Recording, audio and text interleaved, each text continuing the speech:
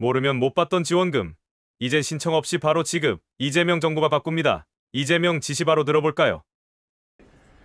신청주의 그건 매우 잔인한 제도 아닌가요? 그냥 대상자가 되면 당연히 지급하고 최선을 다해서 못 받는 건 할 수 없지만 신청 안 했다고 안 주고 이러니까 그 지원 못 받아서 죽고 그러는 거잖아요. 그죠? 근데 예산실장님 그건 어떠세요? 그 정부 입장에서 그 제일 정부 입장이 좀 가까울 것 같아서. 복지부도 와 있습니다. 복지부 정책기획관. 복지부에 제일 많죠 그게. 예, 그 신청주의 이건 약간 벗어난 얘기긴 한데 신청주의로 하지 말고 자동 지급하는 제도로 바꾸면 정부 지출이 늘어날까 봐 그런 건가요? 아니면 지출의 문제는 아닐 거고요. 지금 이제 법상으로는 대부분 신청을 기본으로 하고 직권으로도 이제 그 보호의 필요성이 있거나 그 복지 수요의 대상이 되면 직권으로 보호하도록 법상은 되어 있습니다. 근데 직권으로 보호할 때도 그 대상자에 대한 내가 보호를 받겠다라는 동의 절차가 법상 필요하기 때문에 사실상 수혜를 거부하는데 왜 강제로 주냐 그럴까 봐 그런 거예요? 그러니까 법상 절차입니다. 이제 근데 아니 그러니까 법만 바꾸면 아무 문제가 없는 거예요? 그거는 이제 본인이 복지 수혜에 원하는지 아는지는 확인하는 절차는 좀 필요할 것 같은데 그게 사실상 아까 말씀 주신 자동 신청의 걸림돌로 걸리는 경우가 있어서 나는 안 받을래는데 왜 줄라 그러냐? 뭐 그럴까 봐 그런 거예요? 그건 아닐 것 같은데? 그거 반납하면 되지 뭐 싫으면. 예. 그렇기 때문에 이제 그런 제도적인 이제 법률적인 요건에도 불구하고 이제 저희 쪽에서는 한 분기별로 한 20만 정도 복지 수요가 있거나 위기에 아니, 이제 그 얘기하는 거 아니에요. 그게 아니고 각종 복지 정책이든 어쨌든 뭐 정부가 국민들을 위해서 뭔가 지출을 할 때 대상자가 정해지잖아요. 신청하면 줄 대상자가 정해지는데 그걸 왜 굳이 신청 제도로 운영하냐고 말이에요. 이건 어차피 우리 요즘은 정보화 사회라서 다 알고 있잖아요. 그러면 쫙 지급해주고 굳이 안 받겠다는 사람은 반납하고 그러면 되는데 왜 신청을 굳이 하게 해가지고 행정력을 낭비하냐고 말이죠. 저는 그 생각이 들더라고요. 이게 이제 하긴 하는데 신청을 안 하는 사람만큼 재정이 절감이 되니까 그걸 노린 게 아닌가. 그건 아니에요? 진짜로? 제가 제도 설계에 있어서 재정 절약을 염두에 두고 그걸 하지는 않는 거고. 그러면 자동 지급으로 바꾸는데 실질적 제약은 없는 거예요? 지금도 이제 복지 지갑이라고 해서 자꾸 얘기하지 말고 그 제도 자체 근본적으로 다르잖아요. 당연히 지급하는 거하고 신청하면 지급하는 거 그건 다른 거지. 그거를 보완하는 건 또 다른 문제고 지금 제가 드리는 말씀은 지금 정창수 소장 말씀 똑같잖아요. 신청하면 주는 게 아니고 그걸 신청주의라고 그러잖아요. 자동 지급으로 대상자가 당연히 준다. 가 왜 안 되냐고 말이죠. 그거는 사업마다 좀 차이가 있습니다.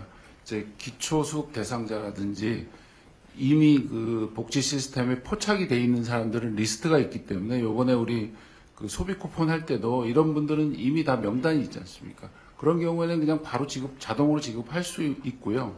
다만 프로그램에 따라서 중위소득 60, 70 이렇게 되는 경우에는 거기에 해당하는 사람이 누군지 현재 데이터가 없습니다. 아니, 그러니까 그런 분들은 이제 신청을 받아서 하는. 그래도 그게 이념이라고 하는 게 있잖아요. 자동으로 지급하는데 확인이 안 돼서 못 줄 뿐이지 확인을 본인이 해주면 더 빨리 되겠지만 행정기관이 자동 지급이면 당연히 확인 조사할 책임이 생기잖아요. 그죠?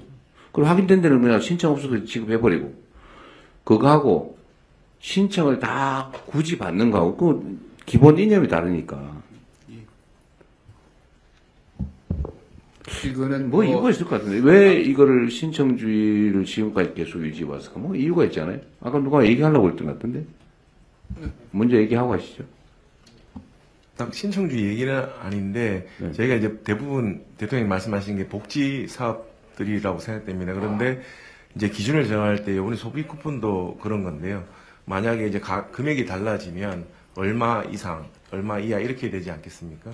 그렇게 되면은 정부가 모든 사람의 데이터를 다 가지고 있지 않기 때문에 지정하기 어렵고 만약에 지정이 된다 하더라도 그분이 어떻게 받을지 쉽게 말해서 통장 번호를 다 알고 있는 상황이 아니기 때문에 개인정보 문제로 저번에 기자분도 저한테 한번 문의를 한 적이 있습니다. 이렇게 소비 쿠폰을 줄 때 그냥 쫙 뿌리면 되는데 어떻게 왜 안 뿌리냐. 그래서 저희가 개인정보 문제로 정부가 모든 사람의 통장 번호나 이런 걸 다 알고 있지 못하다.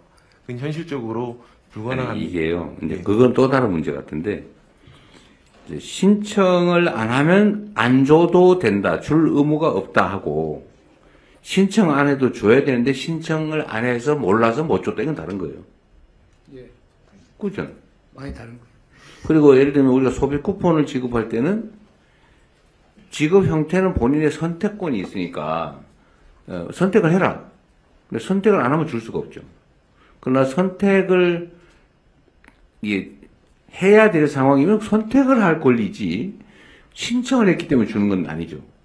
지급 방법을 선택하게 하는 거하고 지급 받을지 여부를 선택하는 건 또 다른 문제죠. 이건 지급 방법을 선택하게 하는 거니까.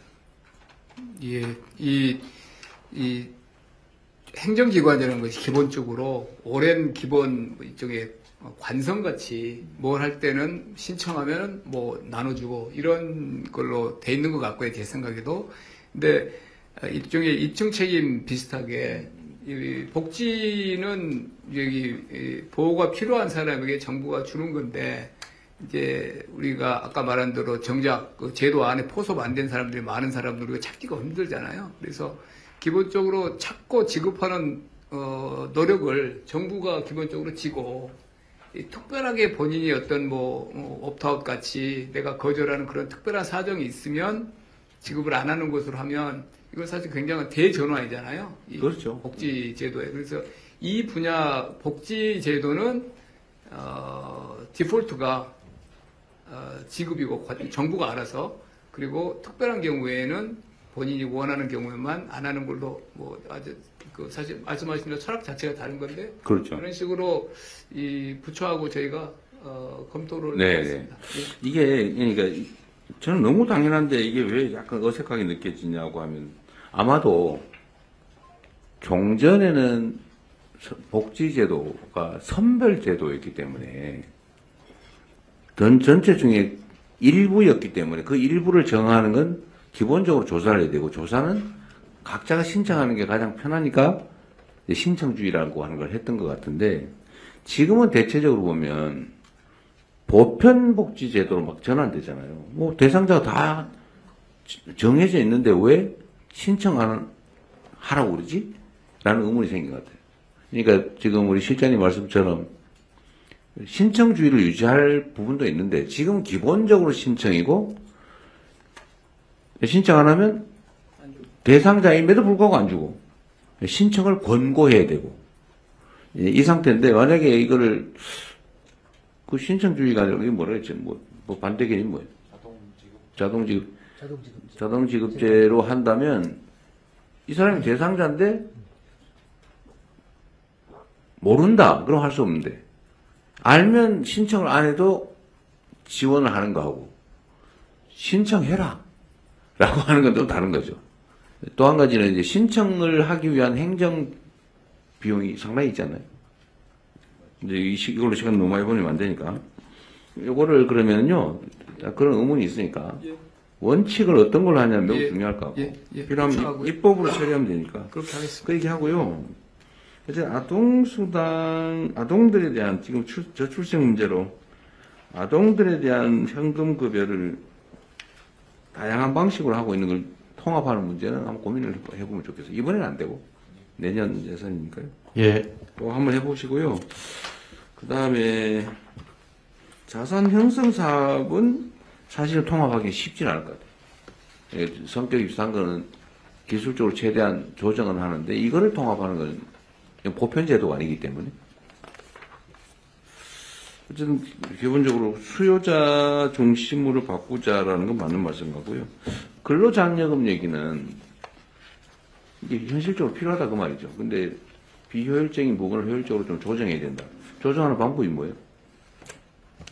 이게 원래 근로장려금이 들어갈 때는 좋은 취지로 들어와 있었는데 지금은 이제 소득을 보전하는 그런 체계로 돼 있고 특히 이게 최저임금 인상하면서 그때 조금 이제 소득 보존 문제가 좀 생겨가지고 그때 대규모로 이제 빠르게 소득을 밀어넣기 위해서 근로장려금을 수단으로 이용한 것이거든요. 그래서 다시 한 번만. 이게 2018년 19년도 이때가 문재인 정부 문재인 정부 때 최저임금 최저임금이 올 때 올랐을 때 일자리를 잃고 뭐 이런 일들이 좀 생겼기 때문에 소득 보존을 좀 빠르게 좀 해줄 필요가 있어서 요 근로장려금을 하나의 수단 통로로 이용해 가지고 소득을 밀어넣는 측면이 좀 있습니다. 그러다 보니까 난 이해가 안 되는데 그 말이. 네. 다른 분들 이해식이 되세요? 내가 이해를 못해. 원래 근로장려금이라고 하는 게 그렇게 소득을 밀어내는 목적으로 쓰고자 하는 정책이 아니었는데, 소득을 밀어내요? 그러니까 이제 소득이 없는 사람들은 소득을 보전해주는 정책이 필요하게 되니까 원래 근로장려금 근로의욕을 만들고 다시 일터에 경험을 하게 해가지고 더 좋은 직장으로 가게 만드는 정책인데, 목적에 맞지 않게 다른 목적, 부가적인 목적을 사용하게 하는데 굉장히 많이. 그 부가적인 목적이 뭐라고요? 그러니까 소득 보전한 원래는 이제 이게 그 부의 소득세처럼 일을 하면 할수록 조금 더 소득을 보존해주는 이제 이런 정책을 통해서 사람들이 조금 더 일을 할 수 있는 이런 근로위협을 고취하는 저임금에도 불구하고 일을 할 수 있게. 일을 하면은 조금 더 국가에서 매치를 해줘가지고 소득을 더 보존해주는 그럼으로 인해서 사람들이 이 복지제도에 머무르지 않고 조금 더 일을 그랬는데 그런 제도였는데 이게 뭐 최저임금이 빠르게 오르는 그 시기에 소득이 정체하는 그런 일들이 좀 생겼습니다. 그래서 특히 이제 뭐 소득 1분위의 소득이 감소했다는 그런 현상들이 나와서 여기에 이제 소득을 보존해주기 위한 정책 수단으로서 이제 근로장려금이 이제 사용이 됐고 이제 그러다 보니까 지금 이 원래 취지와는 조금 동떨어지게 지금 이 근로장려금이 구성이 되어 있기 때문에 그거를 원래 취지에 맞게 조금 돌아갈 수 있는 제도로 재구조할 필요가 있지 않나. 어떻게? 뭐 제가 제안하고 있는 거는 그 10페이지 오른쪽을 보시면은 10페이지 오른쪽 보시면 이게 미국 제도입니다.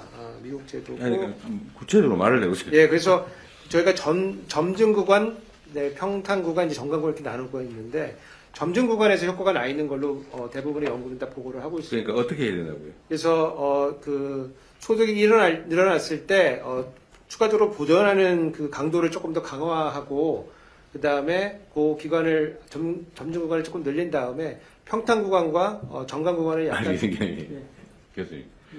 그러니까 그 점증 구간을 늘리는 방법이 뭐냐고요? 요 제도를 바꾸면 됩니다. 제도를. 아, 그래? 숫자만 바꾸면. 예, 제도를 바꾸면 됩니다. 이게 지금 너무 평탄하게 망가져 있는 제도를 조금 이렇게 원래 목적에 맞게. 그 예산실에서 이해해요? 뭐 저희 소관원분 아니지만 말씀하시는 거는 그러니까 이거 설계는 누가 합니까? 어디서 해요? 실에서 합니다. 세제실은 소관이 아니라고 보시는데. 예산실이고요. 세제실에서 하는데 조세. 오늘은 지출 쪽으로 중심을 잡았기 때문에 네, 나중에 얘기합시다. 그럼. 그 다음에 한번 별도로 하겠습니다. 감사합니다.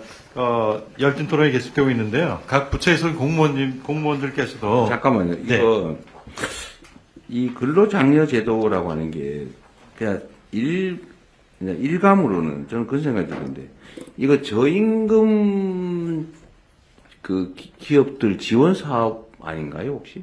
저임금 사용자에 대한 지원 제도. 노동자.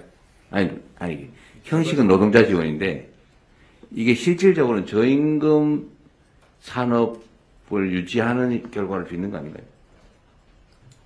뭐 결과적으로 뭐 그런 뭐 측면이 뭐 만약에 저희 근로장려 제도가 없으면 거기에 일할 사람도 없어지고 그럼 그 기업 또는 그 해당되는 산업은 없어지는 거잖아요 원래.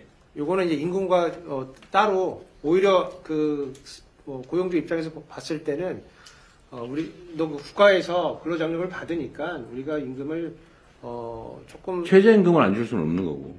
그러니까 이제 더 올려줘야 되는 상황에서 더 올리지 않고 그렇죠. 국가가 주니까 우리는 조금만 최저만 올려주겠다 이런 상황은 벌어질 수가 있습니다. 다만 이제 근로자 입장에서는 총 임금이 중요하기 때문에 뭐 그런 상황도 시장 상황에 있어서는 좀 받아들일 수 사실상 사용자 지원 제도 아니냐 그 말이죠. 그렇게 작동하지 않느냐. 이게 일종의 임금 보조 역할을 하기 때문에 사용자 지원의 뭐 역할도 있다고 좀 보고 있습니다. 내가 알겠습니다. 네.